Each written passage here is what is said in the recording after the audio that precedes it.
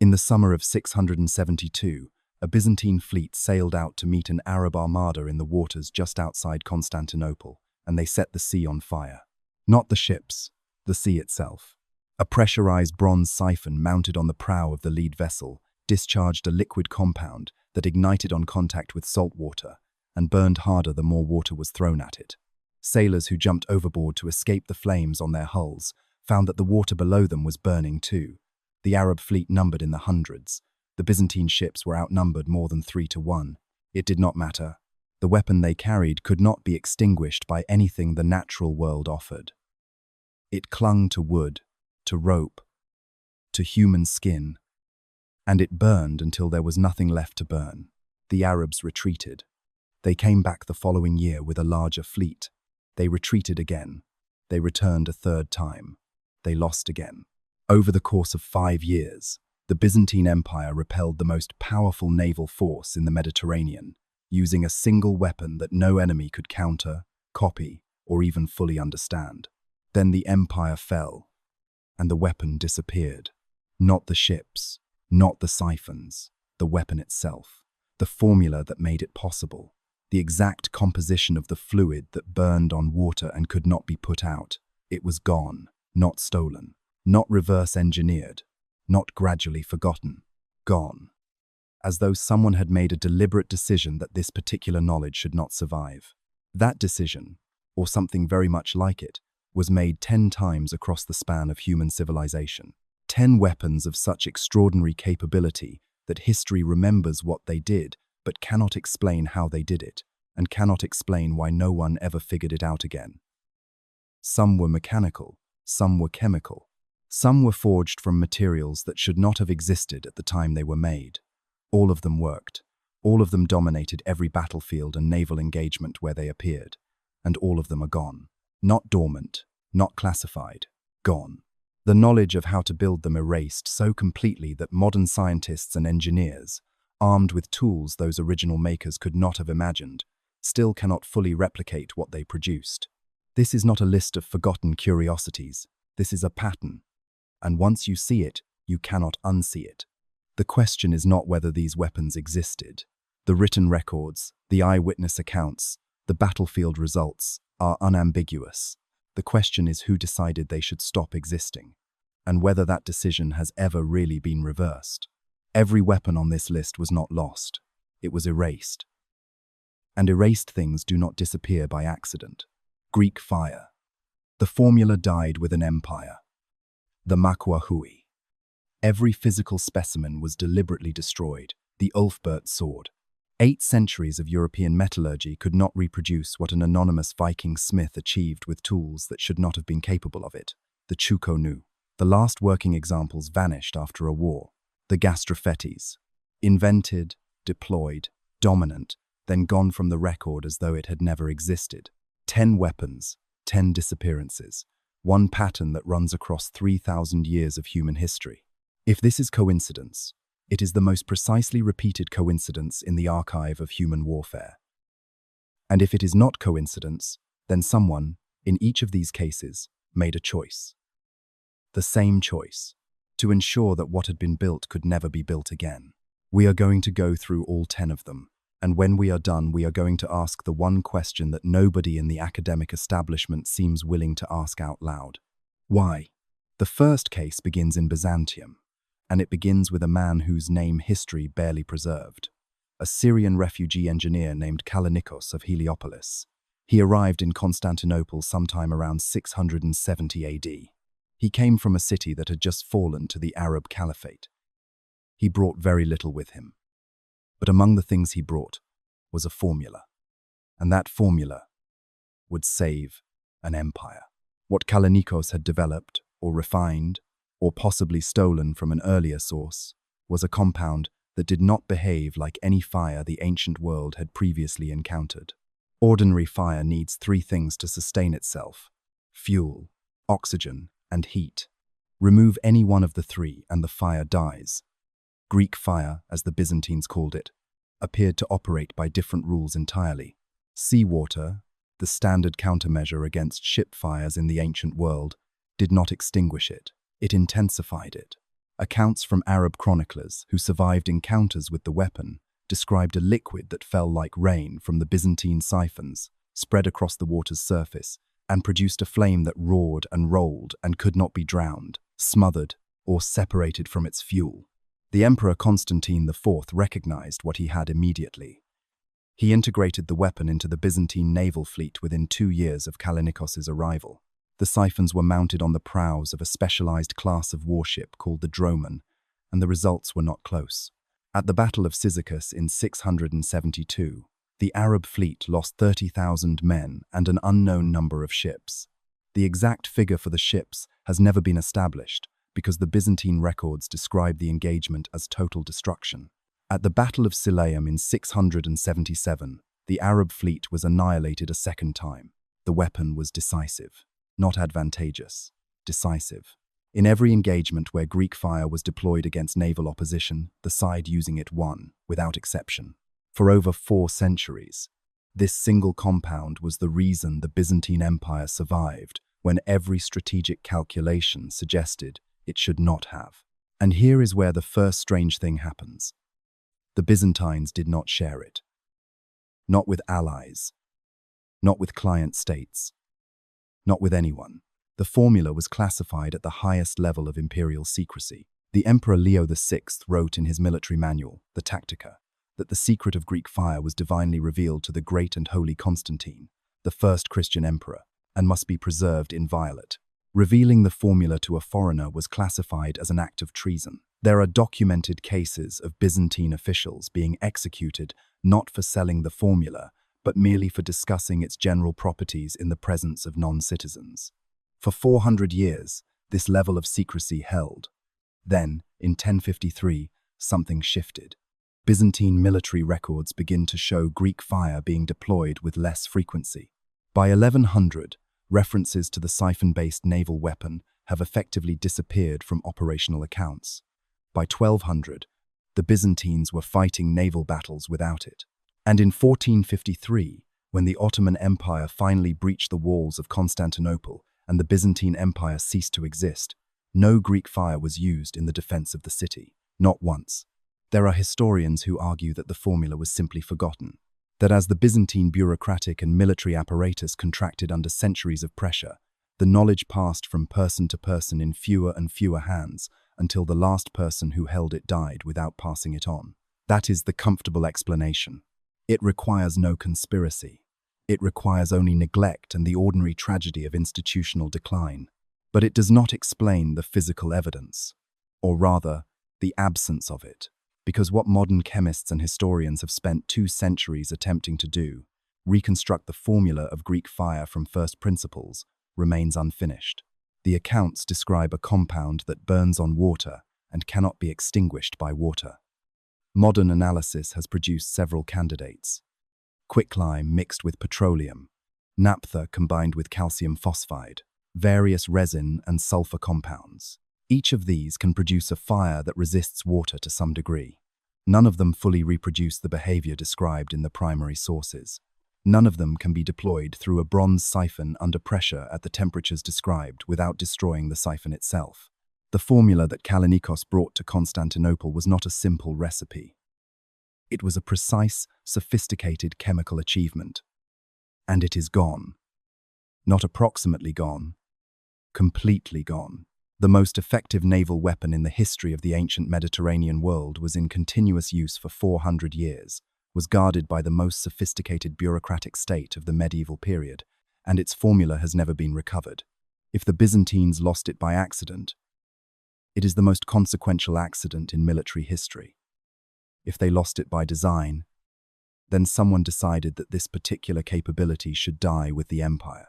The second weapon on this list takes us further back, 2,100 years further back, to be precise, and to a workshop somewhere in Syracuse, Sicily, in the year 214 BC, where a 73-year-old mathematician who had spent most of his life thinking about levers and pulleys and the theoretical properties of curved surfaces was forced, because Rome had come to destroy his city, to turn his attention to war. His name was Archimedes of Syracuse. and what he built in response to the Roman siege is still not fully understood. The Roman Republic, under the command of Marcus Claudius Marcellus, had dispatched a naval and land force to take Syracuse, a Greek colony that had made the catastrophic political decision to ally with Carthage during the Second Punic War. Marcellus was an experienced commander. He arrived with 60 warships and expected a siege of conventional duration. What he encountered instead was a single old man who had apparently spent decades quietly working out the theoretical framework for weapons that should not have been possible in 200 BC.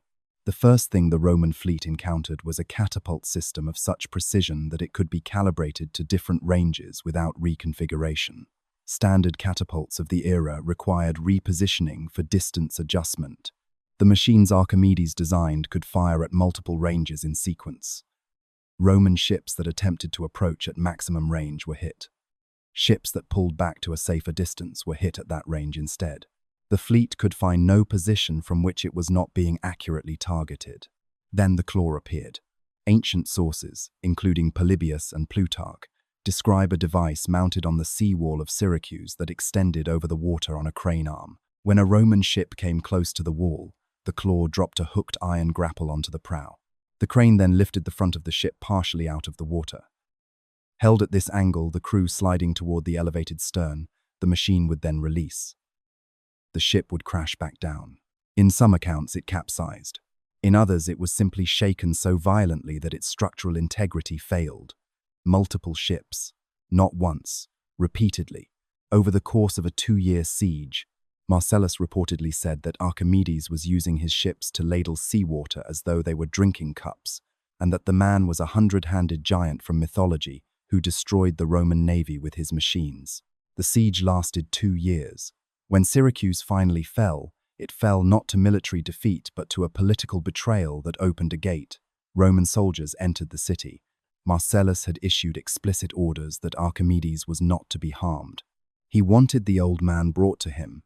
He understood that what he had encountered was not conventional military engineering. It was something different. He wanted to understand it. A Roman soldier found Archimedes in his study. Accounts differ on the exact details of what followed, but every account agrees on the outcome. The soldier killed him. Archimedes of Syracuse was dead, and with him died whatever he knew. What happened next is the strangest detail of the entire story. The Romans, who were the greatest military engineers of the ancient world, who routinely dismantled the fortifications and weapons of every city they conquered and incorporated the useful ones into their own arsenal, did not replicate a single weapon they had encountered at Syracuse. Not the advanced catapult calibration system, not the claw, not the heat ray, a weapon some ancient sources describe in which curved bronze mirrors focused sunlight onto Roman sails and set them alight at a distance. None of it. The Romans were not incapable of reverse engineering. They had done it dozens of times with weapons from other conquered peoples. But in Syracuse, with 2 years of direct observation of Archimedes' machines in operation, with full access to the city, the workshops, and presumably the mechanisms themselves after the siege ended, they built nothing. They copied nothing. They adopted nothing. Military historians have argued for centuries about why. The most common answer is that the weapons were too specialized, too dependent on Syracuse's specific geography. But that does not explain the absence of catapult calibration improvements in Roman military engineering for the next 2 centuries. It does not explain why Roman naval tactics show no adaptation to the kind of threat the claw had demonstrated was possible. It is as though Rome looked at what Archimedes had built and made a collective decision not to pursue it. That decision stands. We are 2,200 years from the siege of Syracuse. The heat ray remains a subject of active scientific debate. A team at MIT conducted a series of experiments in 2005 using period-accurate bronze mirrors and concluded that under ideal conditions, ships could be ignited at a range of approximately 100 feet. The Greek Navy conducted their own trials the same year and reached a similar conclusion. The mechanism is possible. The question of whether Archimedes actually built it and deployed it successfully remains open. And the question of how, if he did, that knowledge simply ceased to exist after his death has never been answered. What we know is this. A man working in 200 BC designed weapons that confounded the most powerful military force on Earth for 2 years. When he died, the weapons died with him. The most powerful military force on Earth was standing in his workshop and chose not to learn from what he had made. The third weapon takes us north and east, to the forests of Scandinavia, somewhere in the 8th, 9th, or 10th century. And it begins with a blade, the Ulfberht sword. The name was not a title, it was a brand, a marking inlaid in the steel of the blade itself, in raised letters, plus, VLF Bert, plus, flanked by cross symbols. Archaeologists have recovered over 170 swords bearing this mark from burial sites across northern Europe. The blades date from approximately 800 to 1100 AD. They are visually distinctive. They are well preserved. And when modern metallurgists began subjecting them to quantitative analysis in the 20th century, they found something that should not be there. The steel was wrong. Or rather, it was right. Too right. Medieval European steel was produced through a process called bloomery smelting. You heat iron ore with charcoal. You get a spongy mass of iron mixed with slag. You hammer the slag out. What remains is wrought iron, or at best a low-carbon steel. The process produces a material that is workable and functional, but that contains significant impurities, slag inclusions throughout the metal, carbon content that is inconsistent and unpredictable. This was the standard of European metallurgy for centuries. It is the standard against which every sword from the early medieval period should be measured. The Ulfberht swords are not that. Analysis of the genuine Ulfberht blades, as distinct from later imitations which also exist in the archaeological record, shows a carbon content of approximately 1.1%, distributed uniformly throughout the steel. No slag inclusions.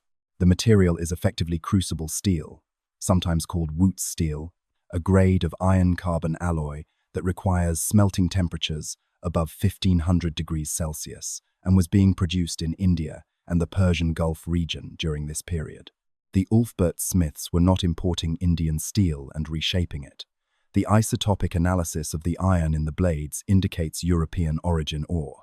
They were producing crucible-grade steel from European raw materials, using a process that Europe would not officially develop until Benjamin Huntsman invented the crucible steel process in 1740 AD.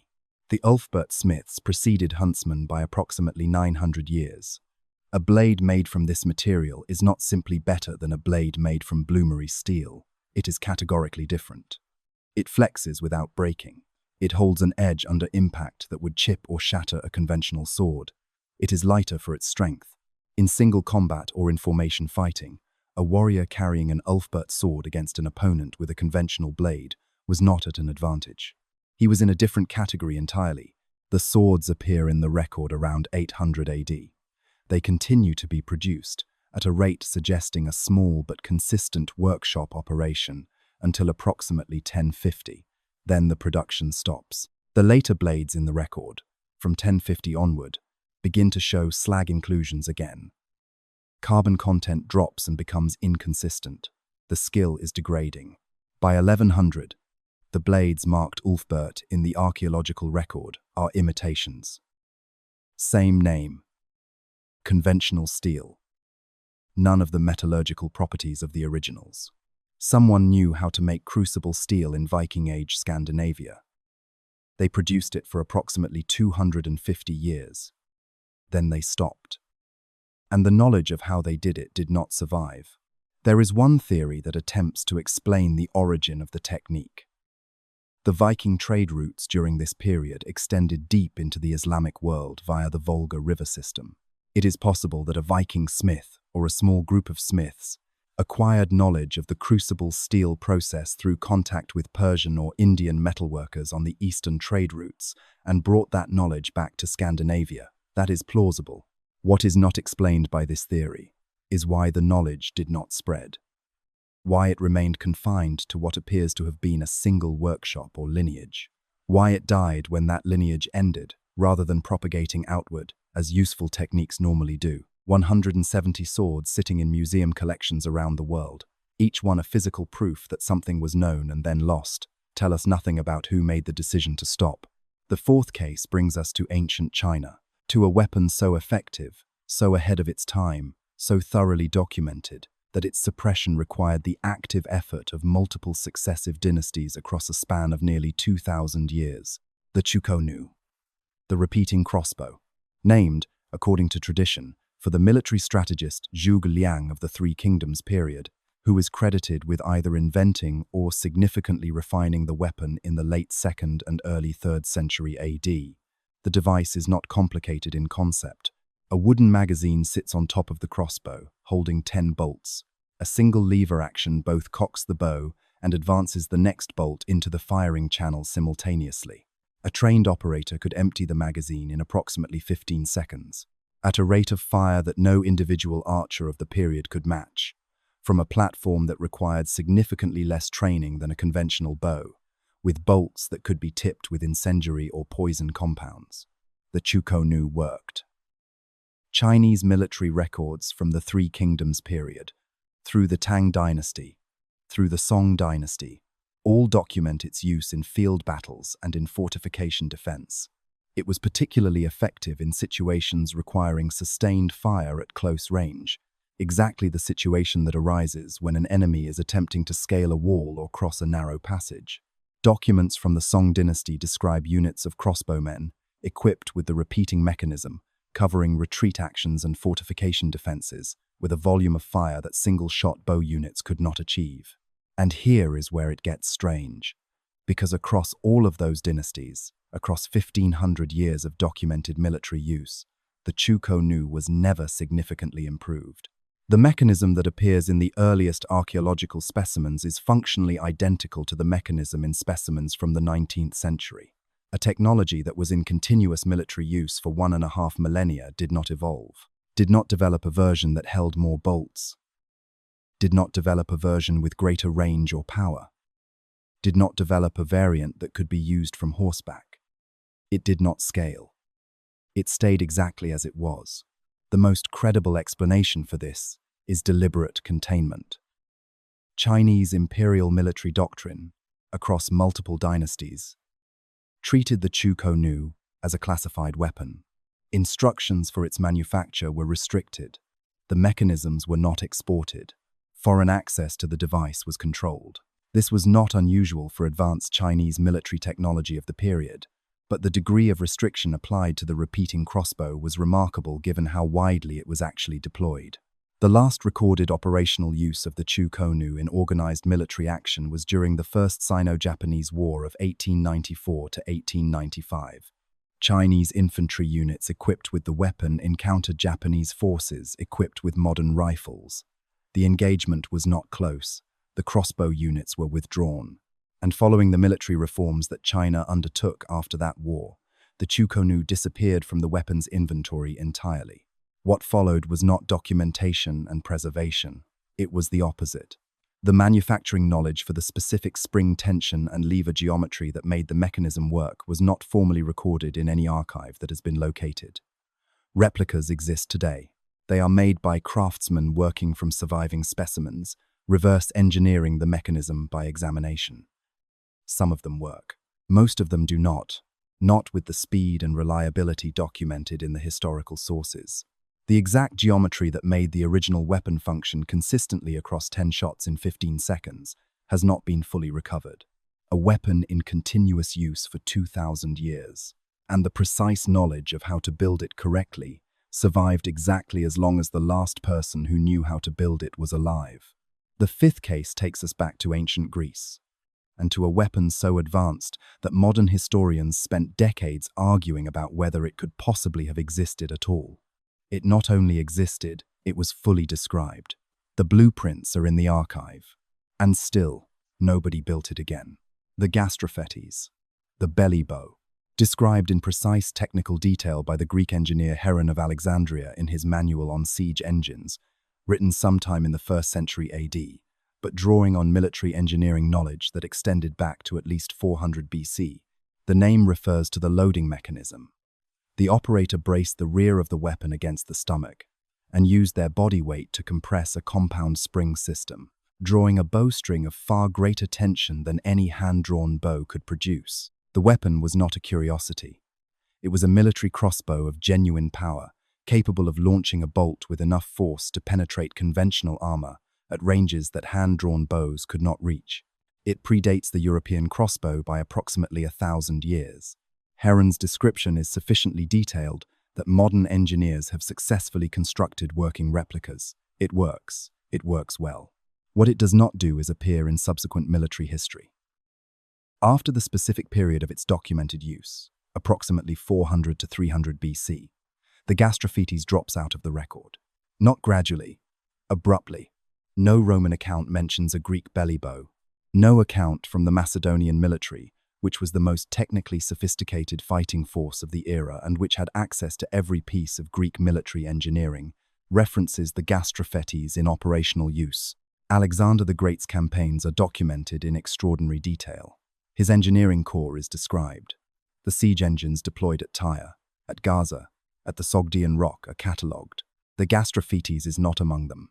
The weapon that Heron describes as already ancient and established in his own time was not in the Macedonian arsenal 200 years before Heron wrote about it. There are attempted explanations. The most common is that the Gastrophetes was superseded by larger, more powerful torsion spring catapults that the Greeks developed around 350 BC. The catapults had greater range and power for siege applications. A smaller handheld weapon would have become redundant. This is logically coherent.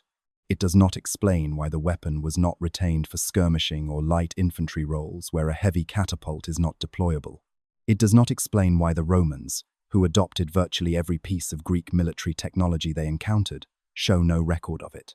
It does not explain why it took Europe another 1,000 years to independently develop the crossbow when the design was sitting in Greek technical literature the entire time.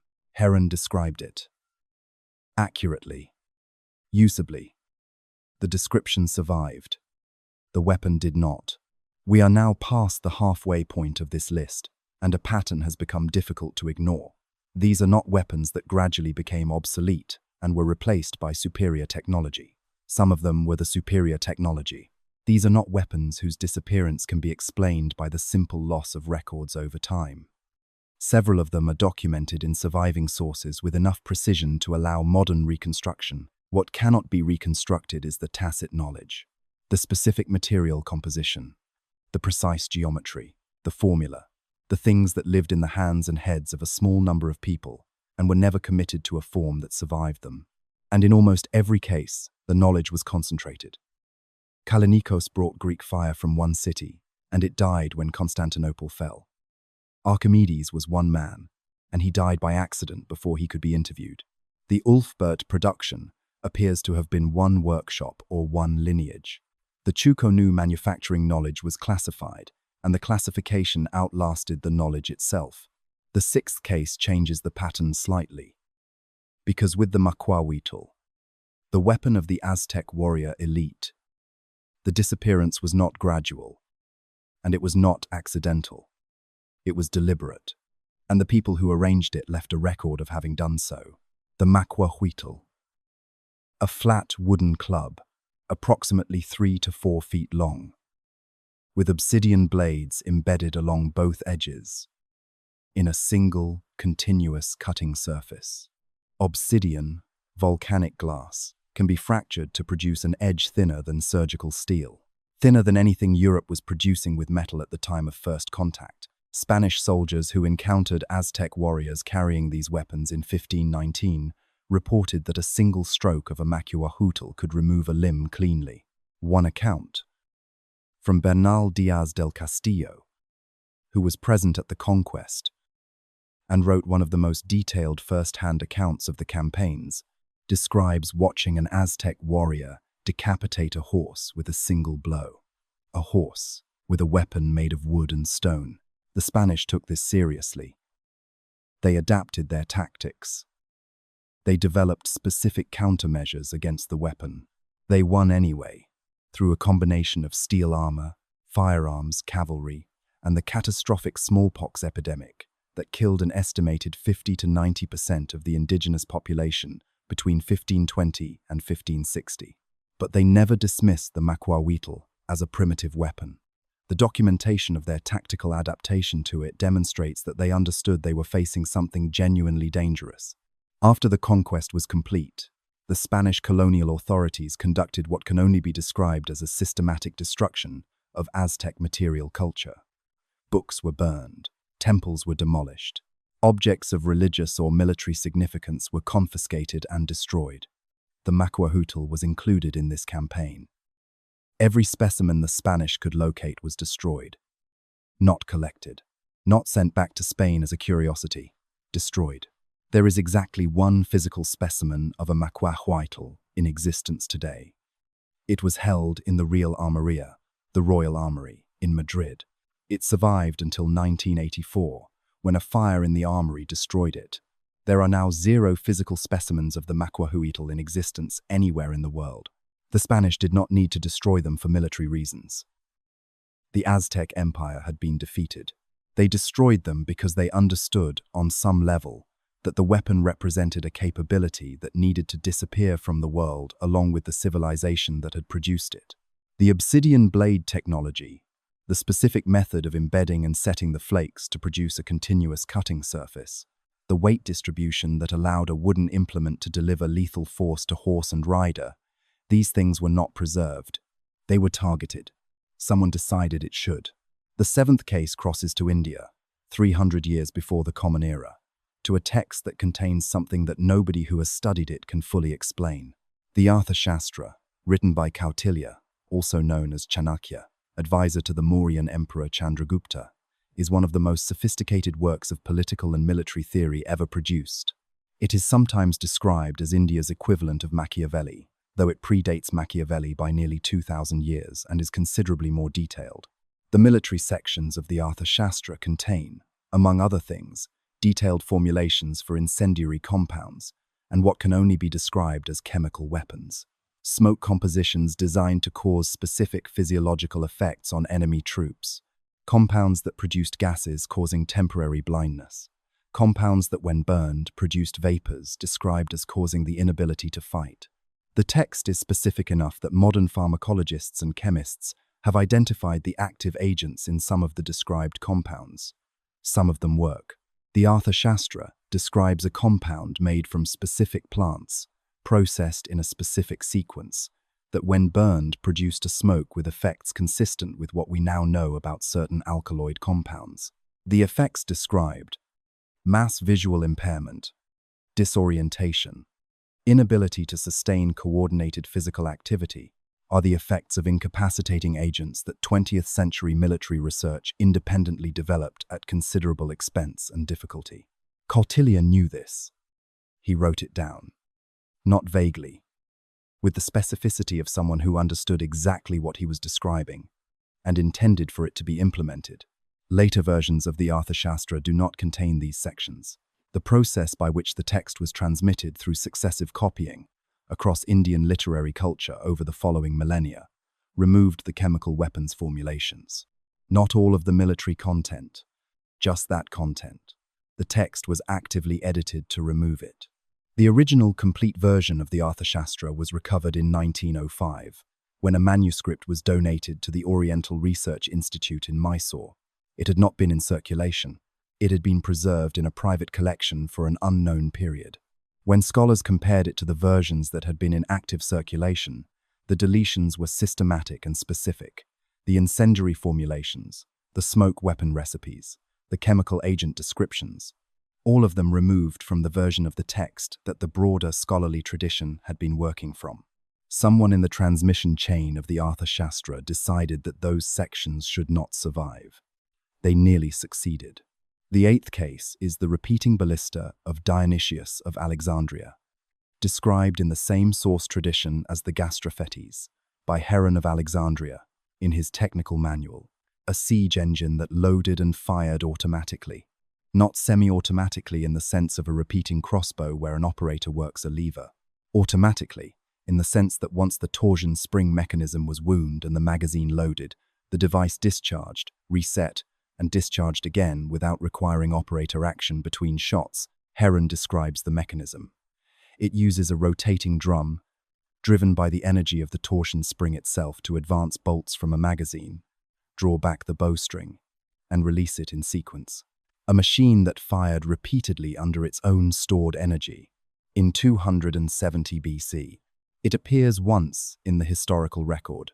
In Heron's technical description, there is no account of it being deployed in a military engagement. There is no account of it being demonstrated. There is no subsequent development, no Roman adaptation, no improvement, no further mention.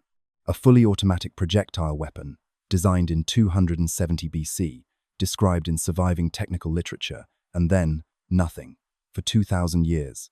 The ninth case takes us to the Islamic Golden Age, to Baghdad in the 8th through 13th centuries, to a tradition of military engineering that modern historians are only beginning to fully appreciate. Persian and Arab engineers of this period developed cast-iron artillery, the Zarbutan, a tube-launched projectile weapon that predates European cannon by a margin that, if the dating is correct, rewrites the conventional history of artillery development. The manuscripts that describe these weapons survive in fragmentary form. The primary manufacturing site, and the scholars and craftspeople associated with it, was in Baghdad. In 1258, the Mongol army of Hulagu Khan sacked Baghdad. Contemporary accounts describe the destruction as total. The House of Wisdom, the greatest library and research institution of the medieval Islamic world, was destroyed. Books were thrown into the Tigris River in such quantities that the water reportedly ran black with ink for days. The craftspeople, engineers, scholars, and technical workers of Baghdad were killed. Whatever manufacturing knowledge existed for the advanced artillery systems described in the surviving manuscript fragments did not survive 1258. The manuscripts that remained were incomplete. The people who could have explained the gaps between what was written and what was meant were gone. And Europe, which would spend the next 2 centuries independently developing artillery technology that the Islamic world had apparently already achieved, never knew what it was catching up to. The 10th weapon on this list is the Urumi, the flexible sword of South India, a blade of spring steel 6 feet long, honed to razor sharpness on both edges, so flexible that it can be worn coiled around the waist like a belt. When drawn and deployed by a practitioner who knows how to use it, the Urumi moves in 3-dimensional patterns that a conventional sword cannot track or parry. It attacks from angles that require the defender to move in ways that create new vulnerabilities. A skilled Urumi practitioner fighting a conventionally armed opponent is not fighting the same fight from both sides. The Urumi user is imposing a completely different geometry on the engagement. The weapon requires years of training, not because the movements are complicated, but because the consequences of error are immediate and severe.